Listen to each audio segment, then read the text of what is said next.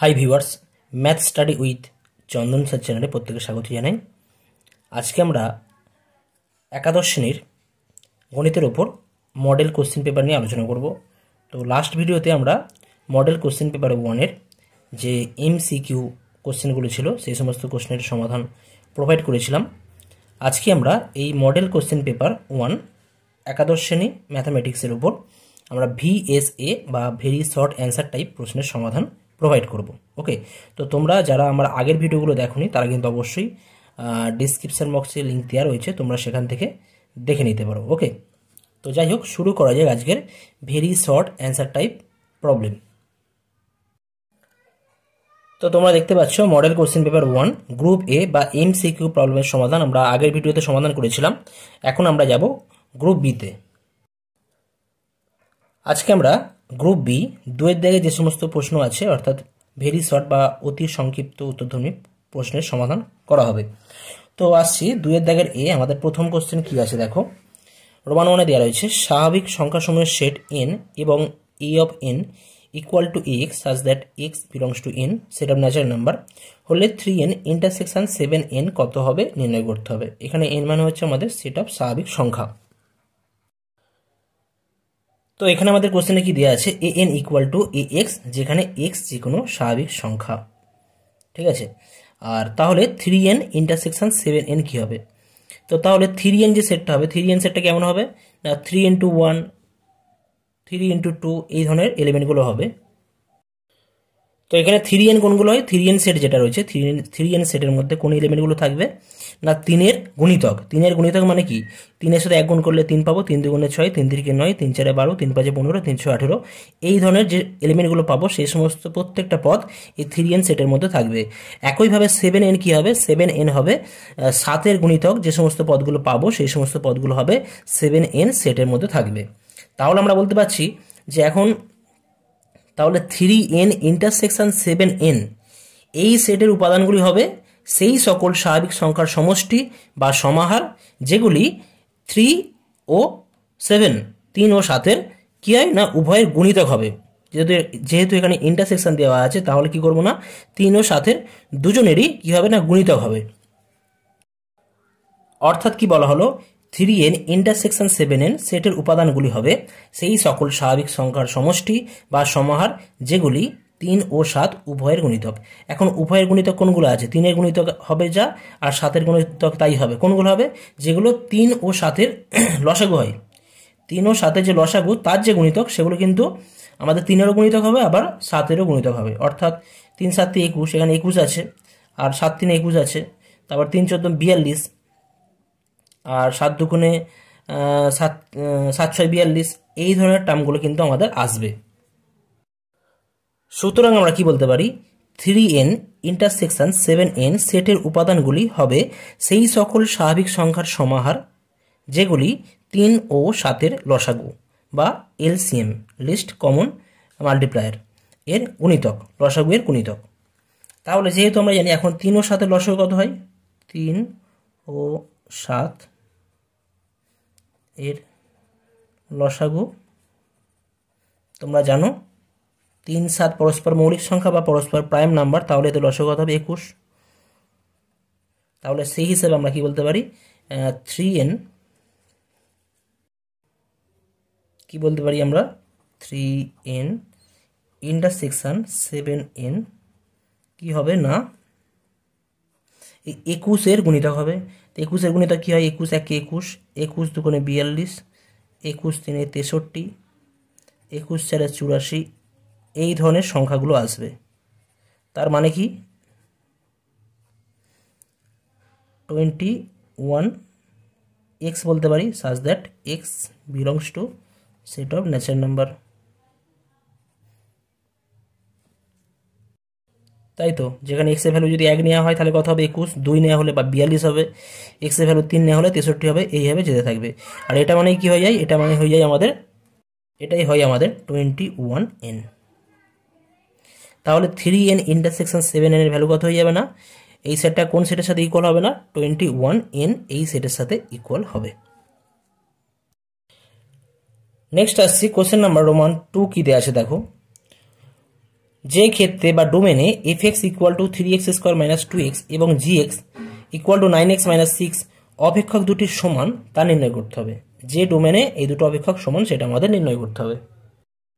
তো এখানে আমাদের এফএক্স দেওয়া আছে, এফএক্স দেওয়া আছে 3x² মাইনাস 2x আর gx দেওয়া আছে 9x মাইনাস 6।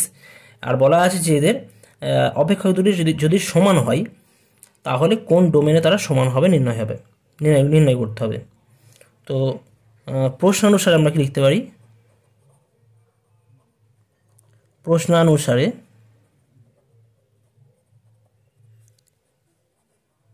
এফএক্স সমান gx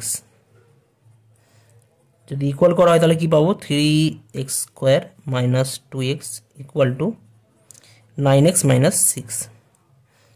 তাহলে এই জায়গা থেকে আমরা পাবো 3x² minus 2x minus 9x plus 6 equal to 0। তাহলে এই জায়গা থেকে পাবো আমরা 3x² minus 11x plus 6 equal to 0। এখান থেকে যদি আমরা মিডল টার্ম ফ্যাক্টর করি তাহলে 6 3 18 আর 9 2 18 হয়, তাহলে হয়ে যাবে 3x² minus 9x minus 2x plus 6 equal to 0। 3x common নিলে পাবো x মাইনাস 3 মাইনাস 2 কমন নিলে x মাইনাস 3 হবে। তাহলে এই জায়গা থেকে পাওয়া যাচ্ছে x মাইনাস 3 কমন নিলে পাবো 3x মাইনাস 2 ইকুয়াল টু 0। তাহলে এই জায়গা থেকে যদি আমরা x মাইনাস 3 ইকুয়াল টু 0 করি তাহলে কি পাওয়া যাবে x ইকুয়াল টু 3 অথবা 3x মাইনাস 2 ইকুয়াল টু 0 বা x ইকুয়াল টু 2/3। তাহলে x ইকুয়াল টু 3 এবং x ইকুয়াল টু 2/3 হলে দুটো অপেক্ষক পরস্পর সমান হয়ে যায়। তাহলে আমরা কি বলতে পারি? যে ক্ষেত্রে বা ডোমেনে fx ও gx অপেক্ষক দুটি সমান হবে তা হলো 3,2/3। এটাই হয়ে যাচ্ছে আমাদের কমপ্লিট অ্যান্সার। নেক্সট আসছি 2 এর দাগের রোমান 3 কি দেওয়া আছে দেখো। আচ্ছা, এখানে আমাদের এ এর দাগে কিন্তু যে কোনো দুটো প্রশ্নের উত্তর দিতে বলা হয়েছে, কিন্তু আমরা যেহেতু প্র্যাকটিস করছি তাহলে আমরা সমস্ত প্রশ্নের অ্যান্সারই কিন্তু আমরা প্র্যাকটিস করে যাব। কেমন? যাতে করে পরীক্ষায় কোশ্চেন আসলে আমাদের কোনো অসুবিধা না হয়, আমরা সমস্ত প্রবলেমের সমাধান আমরা করার চেষ্টা করব এবং প্র্যাকটিস করব। তো যাই হোক, রোমান 3 কি দেওয়া আছে দেখো। প্রমাণ করো 1/2 sine 10 degree minus 2 sine 70 degree equal to 1 দেখাতে হবে। তো এখানে আমাদের কোশ্চেনের লেফট হ্যান্ড সাইডে কি দেওয়া আছে? 1/2 sine 10 degree minus 2 sine 70 degree দেওয়া আছে। তো আমরা প্রথমে কি করব? এদের লসাগু কত হবে? লসাগু হয়ে যাবে 2 সাইন 10 ডিগ্রি আর এটা হবে 1 minus 2 into 2 sine 70 degree into sine 10 degree, right? তাহলে এই জায়গা থেকে আমরা পাবো 1 মাইনাস 2 সাইন এ সাইন বির ফর্মুলা হয় আমাদের cos a minus B minus cos a plus B. cos a minus B করলে 70 মাইনাস 10 করলে 60 পাওয়া যাবে, আর minus cos a plus B করলে 70 প্লাস 10 করলে আমরা 80 পাবো, divide by 2 sine 10 degree same x থাকবে ইকুয়াল টু কত হবে? 1 মাইনাস 2 cos 60 ডিগ্রি মাইনাস মাইনাসে plus 2 cos 80 degree divide by 2 sine 10 degree. তাহলে 1 মাইনাস 2 cos 60 কত হয়? cos 60 হয় আমাদের হাফ হয়, ওকে, প্লাস 2 cos 80। cos 80 মানে কত হয়ে যায়? cos 80 মানে আমাদের সাইন 10 হয়। পুরক্ষণের যে ফর্মুলা 80 মানে আমরা 90 মাইনাস 10 লিখতে পারি, সেখান থেকে আমরা পাবো সাইন 10 ডিগ্রি পাবো, ডিভাইড বাই 2 সাইন 10 ডিগ্রি। তাহলে এখান থেকে 1 minus 1 plus 2 sine 10 degree by 2 sine 10 degree হচ্ছে এটা, ইকুয়াল টু কথা হবে না, আমাদের এই ওয়ানগুলো ক্যান্সেল হয়ে গেলে 2 sine 10 degree by 2 sine 10 degree equal to 1 equal to right hand side. তাহলে আমাদের যেটা প্রমাণ করতে দেওয়া হয়েছিল যে 1/2 sine 10 degree minus 2 sine 70 degree equal to 1 proved হয়ে গেল। তাহলে এটা লিখব আমরা প্রমাণিত, রাইট? আমাদের নেক্সট কোশ্চেন কি দেওয়া আছে দেখো, নেক্সট কোশ্চেন দেওয়া আছে কোশ্চেন নাম্বার রোমান 4। সমাধান করতে হবে 2 sin square x minus 1 plus 1 equal two 0 হলে তাহলে সমাধান মানে এক্স এর মান আমাদের এখানে নির্ণয় করতে হবে। তো এখানে কি দেওয়া আছে আমাদের 2 sin square x minus 1 plus 1 equal two 0। এটা ভেরি সিম্পল প্রবলেম, দেখো আমরা কীভাবে সমাধান করতে পারি। তাহলে কত হবে 2 sin square x minus 1 plus 1, আমি ব্র্যাকেটটা আমি তুলে দিচ্ছি, ইকুয়াল টু কত হবে 0 হবে। তাহলে এই জায়গা থেকে কী পাওয়া যাবে, মাইনাস 1 প্লাস 1 ক্যান্সেল হয়ে যাচ্ছে, 2 sin square x equal to 0। 2 sin square x যদি 0 হয় তাহলে কত হবে, এখান থেকে বলতে পারি sin x সমান 0। আর sin x সমান 0 হলে এক্সের যে ভ্যালু হয় সেটা যে আমাদের n পাই হয়ে যায়। এটা তোমাদের আমাদের যে চ্যাপ্টার আছে ত্রিকোণমিতিক সমীকরণ সমূহের সাধারণ সমাধান, ওই চ্যাপ্টারে তোমরা পাবে sin x সমান 0 হলে এক্সের ভ্যালু হয় n পাই, যেখানে n কি হয় না, n যে কোনো আমাদের ইন্টিজার, n কি হয় যে কোনো ইন্টিজার, সেট অফ ইন্টিজার বা পূর্ণ সংখ্যা। ওকে, তো এটাই আমাদের সাধারণ সমাধান হয়ে যাচ্ছে। তাহলে আমরা বলতে পারি নির্ণেয় সাধারণ সমাধান হবে x ইকুয়াল টু n পাই। নির্ণেয় সমাধান x equal to n pi. Next আসছি বি এর দাগের 2 এর দাগের বি। এখানে বলা আছে যে কোনো দুটি প্রশ্নের উত্তর করতে হবে, 2 2 4 নম্বর আছে, তো আমরা 4টেই সলভ করবো এখানে। ওকে, আচ্ছা রোমান 1 কী দেওয়া আছে দেখো, x cube plus 2/x square whole to the power 10 এত এর বিস্তৃতিতে বা এক্সপান্ড যদি করা হয় তাহলে সেই বিস্তৃতিতে এক্স টু দি পাওয়ার 15 এর সহগ কত হবে নির্ণয় করতে হবে। তো এখানে আমরা প্রথমে কি করে নেব, যে প্রথমে ধরে নেব আমরা যে এত এর বিস্তৃতিতে আর প্লাস 1তম পদে এক্স টু দি পাওয়ার 15 এর সহগ আছে বা এক্স টু দি পাওয়ার 15 পদটি আছে, সেটা আমরা ধরে নেব। কি ধরলাম, ধরে নিচ্ছি আমরা এত এর বিস্তৃতিতে আর প্লাস 1তম পদে এক্স টু দি পাওয়ার 15 আছে।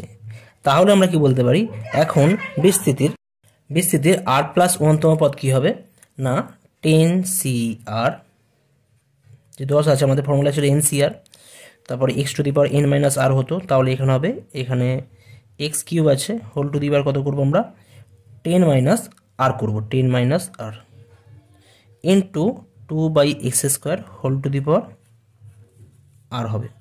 ওকে, তো এটাকে যদি আমরা আরও গুছিয়ে লিখি তাহলে কি পাবো, 10cr, এক্সের পাওয়ার কত হয়ে যাচ্ছে না 3 into 10 30 minus 3r into 2 to the power r থাকছে উপরে, আর নিচে থাকছে আমাদের x to the power 2r হয়ে যাচ্ছে। তাহলে এটা হবে 2 to the power r into 10cr into x to the power 30 minus 3r, আর x to the power 2r সূচকের নিয়ম অনুযায়ী যদি ওপরে উঠে যায় তাহলে কত হয়ে যায়, মাইনাস 2r হয় এটা। ওকে, তাহলে এটা হয়ে যাবে 2 to the power r into 10cr into x to the power 30 minus 3r minus 2r 5r। এখন যেহেতু আমরা প্রথমে ধরে নিয়েছিলাম যে আর প্লাস 1তম পদে এক্স টু দি পাওয়ার 15 আছে, সুতরাং আমরা কি বলতে পারি এখানে, মানে এই পদটাতে আর প্লাস 1তম পদ এইটা হচ্ছে, এবং এখানে আমাদের এক্স টু দি পাওয়ার 15 টার্মটা আছে, তাহলে অবশ্যই এক্সের যে পাওয়ার সেটা কার সাথে ইকুয়াল হয়ে যাবে, এক্সের যে পাওয়ার সেটা 15 সাথে 15 বা 15 সাথে ইকুয়াল হবে। ইকুয়াল করলে কত পাবো আমরা, ইকুয়াল যদি করি তাহলে আমরা পাবো 30 মাইনাস 5r ইকুয়াল টু 15, তাহলে এখান থেকে পাওয়া যাবে 5r ইকুয়াল টু 30 মাইনাস 15 করলে 15 পাওয়া যাবে, অর্থাৎ আর ইকুয়াল টু কত হয়ে যাবে, আর ইকুয়াল টু হয়ে যাচ্ছে আমাদের 3 হয়ে যাচ্ছে, আর ইকুয়াল টু আমরা 3 পাচ্ছি। তো এখন আর ইকুয়াল টু 3 হলে, আর ইকুয়াল টু যদি 3 হয় তাহলে এক্স টু দি পাওয়ার 15 এর সহগ কত হয়ে যাবে, এক্স টু দি পাওয়ার 15 এর সহগ হয়ে যাবে 2 to the power r into 10cr। Okay, 2 to the power r into 10cr, তাহলে আমরা এখান থেকে কী বলতে পারি, অতএব এক্স টু দি পাওয়ার 15 এর সহগ সমান 2 টু দি পাওয়ার আর মানে কত আছে 3 আছে, ইন্টু 10cr মানে কত হবে, আর এর জায়গায় 3 বসাবো, ইকুয়ালটা আমরা ক্যালকুলেশন করলে পাবো 8 ইন্টু 10c3 করলে তোমরা ক্যালকুলেটারে করবে, তোমরা ক্যালকুলেশন করলে পাবে 120 পাবে, তাহলে 8 বার হয়ে যাচ্ছে 960, অর্থাৎ এক্স টু দি পাওয়ার 15 এর সহগ কত হয়ে যাবে 960 হয়ে যাবে। এটাই হচ্ছে আমাদের কমপ্লিট অ্যান্সার। নেক্সট আসছি বি এর দাগের রোমান টু কী দেওয়া আছে দেখো, প্রমাণ করো যে 2n equal to 1.3.5 Times 2n হবে। এটা আমাদের প্রমাণ করে দেখাতে হবে। তো এখানে তাহলে আমরা বলতে পারি লেফট হ্যান্ড সাইড থেকে আমরা স্টার্ট করি, বাম পক্ষ থেকে। বাম পক্ষে কী দেওয়া আছে, 2n দেওয়া রয়েছে, অর্থাৎ পারমুটেশনের যে প্রপার্টি, সেই প্রপার্টির সাহায্যে আমরা কী বলতে পারি, 2n মানে কী হয়, 2n মানে হয়ে যায় আমাদের 2n এর factorial divide by 2n minus n এত এর ফ্যাক্টোরিয়াল, রাইট। তাহলে এই জায়গা থেকে আমরা কি লিখতে পারি, 2n ফ্যাক্টোরিয়াল মানে কত হবে, 2n হবে প্রথমে, তারপরে কত হবে না 2n মাইনাস 1, এইভাবে কমতে থাকবে, ঠিক আছে। তারপর হবে 2n মাইনাস 2, এক করে কমবে, তারপর 2n মাইনাস 3 এমন করে কমবে, 2n মাইনাস 4, এইভাবে কমতে থাকবে। যেতে যেতে এইভাবে যেতে যেতে হবে, লাস্টে আসবে আমাদের একটা সময় আসবে যেখানে আমাদের আসবে টার্মটা, একটা সময় একইভাবে আসবে 5.4.3.2.1 এইভাবে আসবে, ওকে। আর নিচে কত পাবো আমরা, 2n মাইনাস n করলে 2n মাইনাস n ফ্যাক্টোরিয়াল করলে আমরা n ফ্যাক্টোরিয়াল পাবো, রাইট। তাহলে এই জায়গা থেকে পাওয়া যাবে কত পাবো আমরা এই জোট টার্ম যেগুলো আছে, জোট টার্মগুলোকে আমরা একসাথে রাখছি। 2n জোট টার্ম করতে, 2n এর পরে জোট টার্ম কত আছে, 2n মাইনাস 2 আছে, তারপরে জোট টার্ম কত আছে, 2n মাইনাস 4 আছে। তো এইভাবে আমরা জোট টার্মগুলো রাখছি, লাস্টে রাখছি আমরা 4, তারপর রাখছি 2 রাখছি, এইভাবে রাখলাম, ওকে। এবং বিজোড় টার্ম যেগুলো আছে ওইগুলোকে আমরা কী করে রাখছি, আমরা শেষ দিক থেকে রাখছি, বিজোড় টার্মগুলোকে আমরা শেষ দিক থেকে রাখছি। কত প্রথমে 1 আছে, তারপর কত হবে 3 আছে, তারপর কত আছে 5 আছে। তো এইভাবে যেতে থাকবে, যেতে যেতে তারপরে দেখো একটা সময় আসবে এখানে 2n মাইনাস 3 পাবো, তারপর পাওয়া যাবে 2n মাইনাস 1, আর নেই, আর কোনো টার্ম নেই, ঠিক আছে। বিজোড় টার্ম আমরা পেয়ে গেলাম। তাহলে প্রথমগুলো আমরা জোড় সংখ্যা পেলাম, তারপরে বিজোড় সংখ্যাগুলো আমরা পরপর লিখলাম এখানে। নিচে কত আছে, নিচে আমাদের আছে n ফ্যাক্টোরিয়াল। আচ্ছা, এখন এই 2n থেকে 2 আমরা কমন নিচ্ছি, 2n থেকে 2 কমন নিচ্ছি, এই 2n মাইনাস 2 থেকে 2 কমন নিচ্ছি, এই 2n মাইনাস 4 থেকে আমরা 2 কমন নিচ্ছি। এইভাবে এখানে মোট কতগুলো টার্ম আছে, এখানে মোট টার্ম ছিল 2n সংখ্যক টার্ম ছিল, এখানে মোট 2n সংখ্যক টার্ম ছিল। তার মধ্যে জোড় সংখ্যক টার্ম কতগুলো আছে, নিশ্চয়ই অর্ধেক থাকবে, আর বিজোড় সংখ্যক টার্ম অর্ধেক থাকবে। তাহলে জোড় সংখ্যক টার্ম যদি অর্ধেক থাকে, 2n এর অর্ধেক কত হয়, 2n এর অর্ধেক হয় আমাদের n। তাহলে এখানে n সংখ্যক টার্ম এখানে থাকবে, আর n সংখ্যক টার্ম এখানে থাকবে। ব্যাপারটা বোঝা গেল। এখানে যে জোড় সংখ্যাগুলো নেওয়া হয়েছে 2n, 2n minus 2, 2n minus 4.4.2, এখানে কিন্তু আমাদের n সংখ্যক টার্ম আছে। এখন n সংখ্যক টার্ম থেকে আমরা প্রত্যেকটা টার্ম থেকে আমরা 2 করে কমন নিচ্ছি। তাহলে কতগুলো 2 কমন নেওয়া হবে, এখান থেকে 2 কমন নিচ্ছি, এখান থেকে 2 নিচ্ছি, এখান থেকে 2 নিচ্ছি। তাহলে আমরা n সংখ্যক 2 কিন্তু এখানে কমন নিচ্ছি, n সংখ্যক।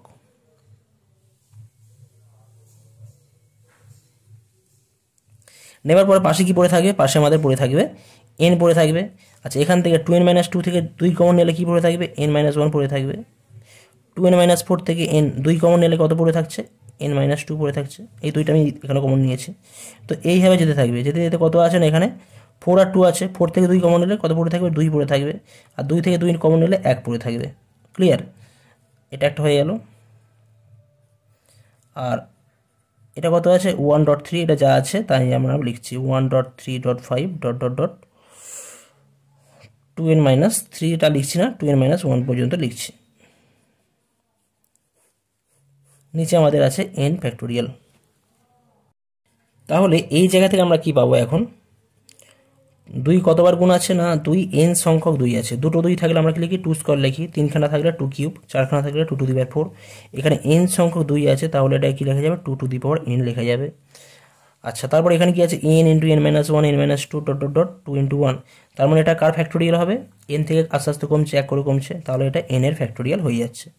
বাকি যে টার্মটা আছে সেটা আমরা অ্যাজ ইট ইজ রাখছি, one into three into five dot dot dot two n minus one. নিচে কত আছে আমাদের n ফ্যাক্টোরিয়াল আছে, এখন এই n ফ্যাক্টোরিয়াল ক্যান্সেল হয়ে যাচ্ছে, তাহলে এখন আমরা কি পাচ্ছি, one into three into five dot dot dot two n minus one. আর শেষে আমরা এটাকে সেকেন্ড ব্র্যাকেটও ইউজ করতে পারি, অসুবিধা নেই। পাশে কত হবে, two to the power n। তো এটাই আমাদের প্রমাণ করতে দেওয়া ছিল। ইকুয়াল টু আমরা লিখতে পারি রাইট হ্যান্ড সাইড, প্রুভড হয়ে যাচ্ছে এটা। ওকে, নেক্সট আসছি কোশ্চেন নাম্বার রোমান 3, বিয়ের দাগে রোমান 3 কি দেওয়া আছে দেখো। জেড একটি জটিল সংখ্যা বা জটিল রাশি এবং mod of z plus five less or equal to six হলে mod of z plus two এর বৃহত্তম এবং ক্ষুদ্রতম মান নির্ণয় করতে হবে। Mod of z plus two এর বৃহত্তম এবং ক্ষুদ্রতম মান নির্ণয় করতে হবে। তো এখানে আমাদের mod of z plus five less or equal to six দেওয়া আছে এবং mod of z plus two এর বৃহত্তম ক্ষুদ্রতম মান নির্ণয় করতে হবে। তো একটা ফর্মুলা তোমরা জেনে রাখবে, mod of z one plus z two greater or equal to mod z one minus mod z two, এটা হয়, ঠিক আছে। Mod z one plus z two less or equal to mod z one plus mod z two হতো, যদি আমরা minus sine use করি তাহলে এটা গ্রেটার অর ইকুয়াল টু হয়। হ্যাঁ, কি বলছিলাম যে আমাদের mod of z one plus z two less or equal to mod z one plus mod z two হবে, মাইনাস হবে না, প্লাস হবে, আর এখানে লেস অর ইকুয়াল টু হবে, এটা আমাদের খেয়াল রাখতে হবে। তো এখন আমরা এখানে এই ফর্মুলাটা ইউজ করব। মড কি দেওয়া আছে, অতএব mod of z plus two, mod of z plus two মানে কি লিখতে পারি, equal to mod of z plus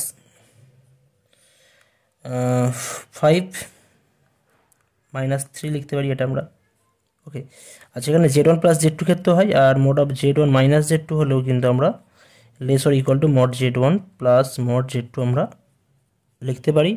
আরও একটা ফর্মুলা আছে, যদি তোমরা বা ইন্টারেস্টে তোমরা জেনে রাখতে পারো, mod of z one plus minus mod z two, mod of z one plus minus z two greater or equal to mod of mod z one minus mod z two, দিয়ে হোল মোড হয় একটা আমাদের। তো এটা দুটো formula রয়েছে, এগুলো তোমরা একটু কেয়ারফুলি জেনে রাখবে। তো এখানে আমরা এই ফর্মুলাটা ইউজ করছি, mod of z one minus z two less or equal to mod z one plus mod z two. Less or equal to কত হয়ে যাবে, মড জেড ওয়ান মানে এখানে ফাইভ, আমি এটাকে একসাথে রাখছি, এটাকে